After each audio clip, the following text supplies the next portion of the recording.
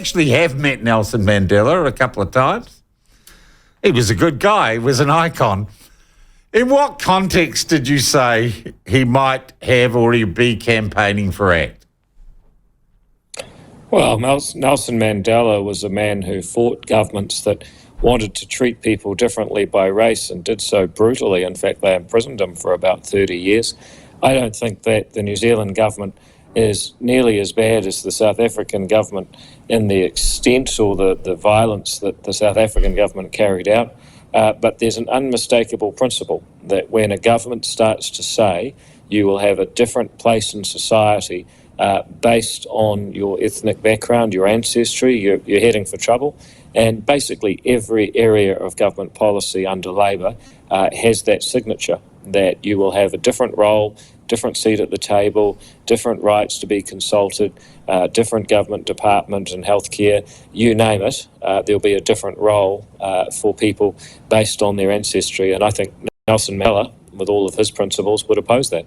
And David, it's political rhetoric. It is an election campaign. This is how people campaign. This is what oratory and sophistry is about. But we put that together, and I might have a go at you here. We put that together with the Guy Fawkes. Guy Fawkes, would like to put a bomb under a ministry. I think we all know what you mean there, and what the imagery is, that it's not a genuine threat of physical violence. But boy, the lefty trolls, and I have to say the mainstream news media, are sitting there waiting to pull the trigger on criticism of you for what, honestly, in such a puerile way. You must be getting a bit peeved that they're trying to really cramp your style by the sort of criticisms they're levelling at you and how they are covering your political rhetoric. Well, Sean, I just heard you say pull the trigger. What did you mean by that? Exactly. Do you appreciate then that was that metaphorical? You know exactly what I meant, and I don't have to explain it to you, which is kind of the position you've been stuck in for the last few weeks. It must get bloody frustrating, because the only Carry on. Frustrating, I think, for people who are out there saying, like, what are the issues here?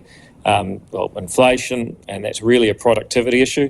You see Robert McCulloch now saying that IMF is reporting that New Zealand will have the second worst economic growth in the world out of 159 countries next year. That's frustrating. Crime, lawlessness on the streets, and this loss of social cohesion as Labor looks to divide and rule. So often, in any policy context, whether it's COVID, landlords, tenants, race, whatever, it's always about dividing people with Labor. And yet, we've got a news media who are more interested in my jokes and what do they mean, and well, maybe it was just a joke, than they are in actually discussing, well, what does an alternative budget look like? How bad is the fiscal hole? What sort of policies are going to be required to make the streets safe again? So that's the discussion that we'd rather have, and by and large we are having it. And the good thing is that through the miracle of the internet and more media platforms, we can have those conversations without having to rely on the editorial decisions of mainstream media. The party most closely aligned with ACT on these issues is New Zealand First and Winston Peters. It seems you do have something in common. Well, I don't know about that. I mean, I think if you look at the approach that I've taken, about effectively trying to regulate toilets, I'm not really sure that New Zealand needs more regulation. What it does need, I think, is a slight tweak to the Human Rights Act, just to be clear that, you shouldn't discriminate. There's specific exemptions where you can. My question was, would you agree that the most closely aligned of, the credible, not credible parties, the parties likely to get in or close to getting in, the most closely aligned with ACT is New Zealand First on this issue? Yeah. Oh, look, I knew I set a timer when I interview you.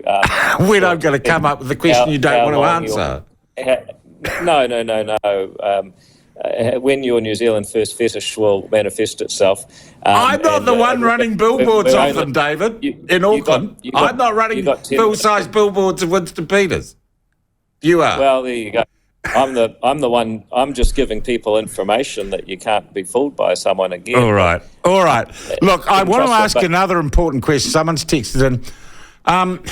Gosh, it's like a hardy annual of the political cycle, the cup of tea in Epsom, right, between ACT and National. I'm wondering this year, have you bothered with the cup of tea, or has the nature of the relationship in 2023 changed? Is there like an informal, formal accommodation, or is it just game on in your electorate? And I suppose in Tamaki, where Brooke Van Velden's having a pretty strong run. I think you're about 10 years behind if you were ever right there, Sean. I mean, last election, Judith Collins went out and said she was encouraging people to vote for me, and our internal poll, I actually went down in Epsom. So, I think the fact is Epsom people are smart and they can choose. My basic pitch to people, if you live in the Epsom electorate, is I'm a committed local MP. Being the MP for Epsom is my first job and the job I most value, and I will always work hard for you, and I think I always have.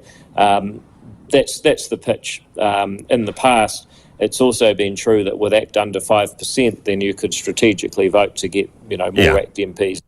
Now, that's long gone, isn't it? I mean, well, yeah. I mean, ACT hasn't had a poll under 10%, so we're more than twice that amount, and in some polls 3 times that amount now. So that strategic argument doesn't really work anymore. But you should still vote for ACT in Epsom and Tamaki, because if you want to have another party on the right that is long term and durable and has deep roots, that's going to be important to the future of New Zealand too. So the strategic argument, I think, is still there. It's just for slightly more long-term thinkers these days. And that's why you should vote for Brooke Van Velden in Tamaki, because, it won't change the outcome of the election, but it will be a change for the better for people in Tamaki. And I think Tamaki people have been neglected for a long time. They deserve someone like Brooke standing up for them.